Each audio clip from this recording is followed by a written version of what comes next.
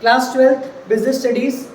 हम लोग कुछ इंपॉर्टेंट टॉपिक्स आज डिस्कस करेंगे कि कौन कौन से टॉपिक्स आपको कवर करके ही जाने।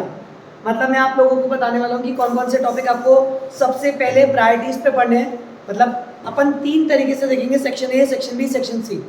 आज मैं आपको सेक्शन ए बता रहा हूँ जो सबसे इंपॉर्टेंट है, जो आप देखकर ही जाओगे, जिसमें सबसे ज़्यादा वेटेज हो सकता है एग्जाम में।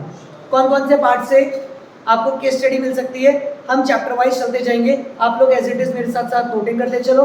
उसके बाद अपन लोग देखेंगे कि कौन कौन से अपन करते हुए जा रहे हैं। ठीक है, तो जब भी अपन रिविजन लेंगे सबसे पहले आप इन्हीं टॉपिक को देखोगे, चाहे चैप्टर पूरा कंप्लीट हो या ना हो, ये क्वेश्चन आपके सबसे पहले हो जाने चाहिए। जल्दी से लिखो chapter number 1।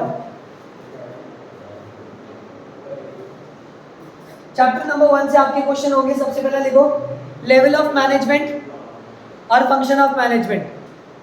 Level of management and function of management. Level of management and function of management. Number 2 important topic में आप लिखोगे management as a science, art and profession. Management as a science, art, profession. और तीसरा topic लिखोगे coordination. Coordination के features और importance.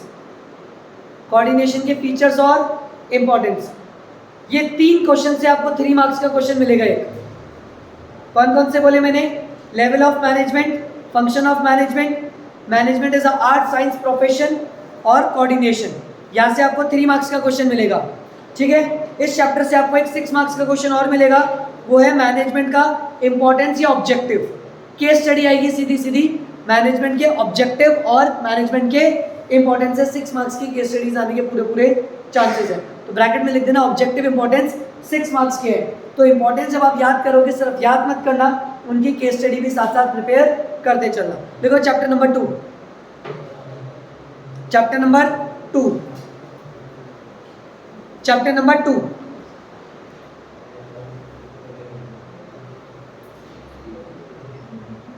आपको scientific management की टेक्निक देखते हुए चलना है। साइंटिफिक मैनेजमेंट की टेक्निक देखनी है, जिनमें से सबसे इंपॉर्टेंट है डिफरेंशियल पीसवेज सिस्टम, फंक्शनल फोरमैनशिप और वर्क स्टडी। टेक्निक देखने में चलनी है आपको साइंटिफिक मैनेजमेंट की टेक्निक्स, खासकर 3 कौन सी? डिफरेंशियल पीसवेज सिस्टम, फंक्शनल फोरमैनशिप और वर्क स्टडी। ये 3 देखते हुए चल रही है। साथ साथ में आप देखोगे principle of Fayol. Principle of Fayol से आपकी केस स्टडीज बनेगी। आ जाओ चैप्टर नंबर 3 पे। Chapter number 3 business environment. आपको इंपॉर्टेंस एंड फीचर्स बहुत अच्छे से याद होने चाहिए। Importance of business environment and features of business environment. तीसरा डायमेंशंस ऑफ बिजनेस एनवायरनमेंट, जहाँ पे हमने पढ़े थे political environment, social environment, ecological environment, technical environment, legal. ये dimensions are very important. Dimensions में से आपकी केस स्टडी बनेगी, तो डायमेंशन के ब्रैकेट में आप लिख सकते हो case study. Chapter number 4 steps of planning. 6 number का सीधा सीधा क्वेश्चन बनने के चांसेस है। Explain the steps of planning. Steps of planning 6 number का क्वेश्चन बनने के चांसेस है।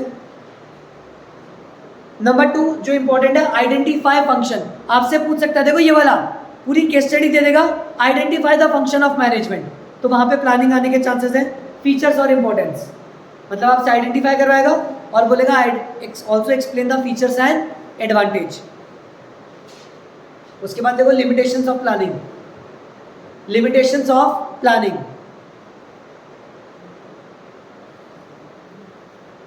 देखो चैप्टर नंबर 5। चैप्टर नंबर 5 कौन सा है? Chapter 5 organising. सबसे इंपॉर्टेंट होता है फंक्शनल और डिविजनल स्ट्रक्चर।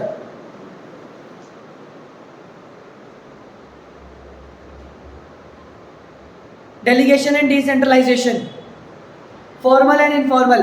भैया एक डिफरेंस पक्का आने के चांसेस है, या तो डेलीगेशन या डिसेंट्रलाइजेशन में से, या फॉर्मल या फिर इनफॉर्मल। स्टार मार्क बना के लिख लेना authority and responsibility.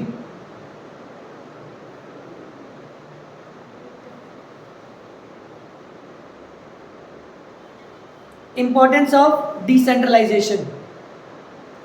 Importance of decentralisation, importance of decentralisation.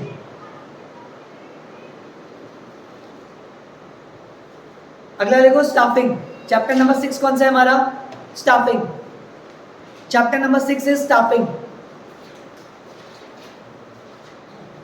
Step slash process of staffing, step slash process of staffing, steps slash process of staffing. Number 2 step of selection, bracket में लिख देना selection test, ये बहुत important है। याद है 5 test थे, personality test, interest test, aptitude test, trade test, interest test. Recruitment खासकर उसके मेथड्स इंटरनल और एक्सटर्नल थे, याद रखना बहुत अच्छे से। रिक्रूटमेंट के methods, training and development star mark, again खासकर method of training on the job और ऑफ द जॉब थी, बहुत अच्छे से पढ़ोगे। एक कैटेगरी के क्वेश्चन है सारे के सारे।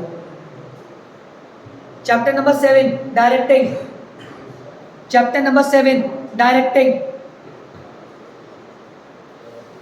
सबसे पहला फंक्शन आइडेंटिफाई करने को पूछ सकता है, आइडेंटिफाई द फंक्शन। लीडरशिप के रोल्स और स्टाइल वेरी इंपॉर्टेंट, याद है 3 होती है, ऑटोक्रेटिक, डेमोक्रेटिक और स्टाइल बहुत इंपॉर्टेंट। कम्युनिकेशन के बैरियर्स,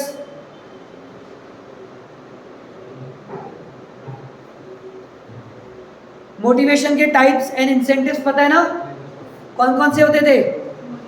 मॉनेटरी और non monetary, financial and non financial, बहुत इंपॉर्टेंट।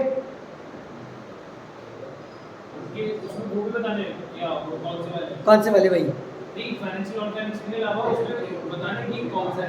हाँ आपको बताना पड़ेगा, बता आइडेंटिफाई करना पड़ेगा। Chapter 8 controlling, chapter 8 controlling, features of controlling और इंपॉर्टेंस ऑफ कंट्रोलिंग। फीचर्स और इंपॉर्टेंस,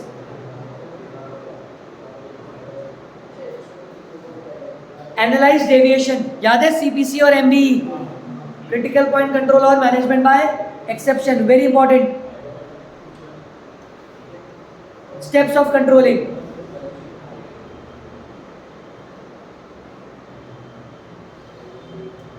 लिखा लिखो chapter number 9 financial management.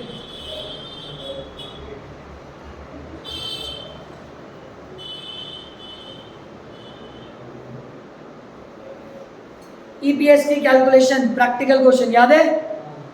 EBIT minus interest EBT, practical question आने के पूरे पूरे चांसेस।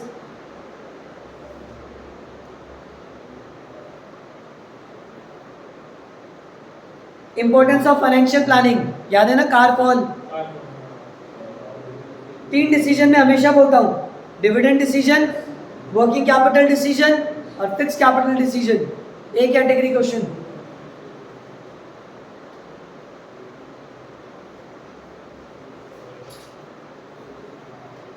और एक क्वेश्चन जो इस बार के लिए इंपॉर्टेंट लग रहा है, reason for not using debt, reason for not using debt, debt क्यों नहीं यूज करना चाहिए, इसके फैक्टर्स आपको बताने हैं। डेट क्यों नहीं यूज करना चाहिए? उसके चार्जेस ज़्यादा हो जाते हैं, आपको पता है ना, इंटरेस्ट ज़्यादा रहेगा, प्रॉफिटेबिलिटी कम हो सकती है, रिस्की है, तो आपको ये फैक्टर बताने पड़ेंगे। देखो chapter number 10 financial market, chapter number 10 financial market. सबसे पहले सेबी के फंक्शन और ऑब्जेक्टिव, वेरी इंपॉर्टेंट, सेबी के फंक्शंस और सेबी के importance. Difference between primary and secondary, difference between capital and money market, difference between primary secondary, और दूसरा कौन सा था? Money market and capital market. Trading and settlement procedure, याद है? ट्रेडिंग प्रोसीजर अपन ने पढ़ा था, सिलेक्शन ऑफ ब्रोकर, याद है? पहले ब्रोकर करो, डीमैट अकाउंट खुलाओ, replacing an order, matching an order, execution, याद है? कराया था। T+2 transaction plus 2 days. Chapter number 11 कौन सा है? Marketing. Pricing decision is very important, जो अभी आप कर भी रहते हैं क्वेश्चंस में। प्राइसिंग डिसीजन मैंने पढ़ाया था। Government pump control, functions of packaging, marketing की फिलॉसफी याद है ना कौन सी होती है? कई लोग बोलते हैं प्रोडक्शन, कई लोग बोलते हैं कौन सी? प्रोडक्ट, सोशल, मार्केटिंग और क्लियर। अगला लिखो, difference between advertising and personal selling याद कराई थी? RCFM, RCFM।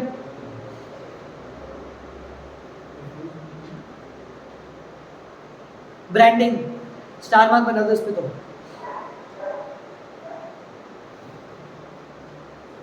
चैप्टर नंबर 12, कौन सा 12? CPA, right of a consumer, responsibility of a consumer. 4 marks का क्वेश्चन आ सकता है।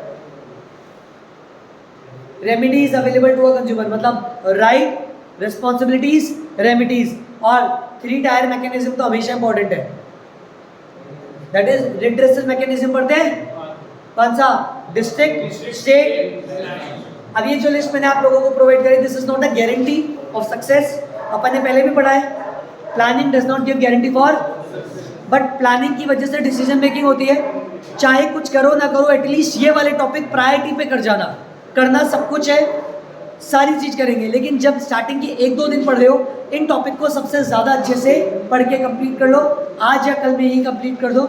इन क्वेश्चनों के आने के चांसेस थोड़ा ज्यादा है बाकियों से। ठीक है, बात समझ में आई? ठीक, हमेशा ध्यान रखना, कोई भी फंक्शन का क्वेश्चन आएगा तो केस स्टडी आएगा। कभी आपसे ये नहीं पूछेगा बताओ प्लानिंग क्या होती है, आपसे पूरा का पूरा एनालाइज कराएगा, बताएगा विच फंक्शन ऑफ मैनेजमेंट। तो अच्छे से आइडेंटिफाई करना।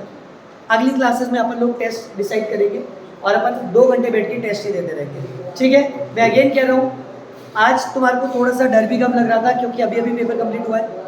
लास्ट डे आते आते वापस से स्ट्रेस आता है, तो स्ट्रेस को मत लेना, उससे पहले 3-4 पेपर कंप्लीट कर लो। ठीक है, इनको कर लो। इनकी PDF चाहिए हो मुझे बता देना, लिंक में आपको डिस्क्रिप्शन मिल जाएगा PDF का, आपको PDF डाउनलोड भी कर सकते हो। Thank you very much.